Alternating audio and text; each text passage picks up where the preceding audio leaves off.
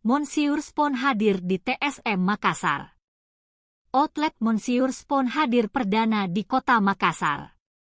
Acara grand opening digelar di Trans Studio Mall, TSM, Makassar, Jalan Metro Tanjung Bunga, Jumat, 20 Oktober 2023.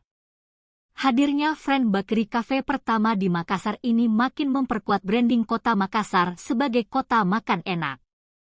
Di tempat ini, ada banyak pilihan menu makanan dan minuman yang otentik cita rasa Prancis disajikan, untuk itu wajib dicoba.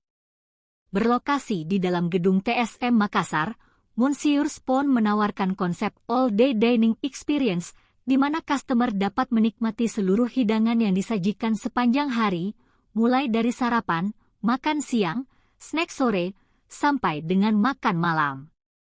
Monsieur Spoon Makassar juga menawarkan berbagai pilihan viennoiserie, croissant, dan pastry.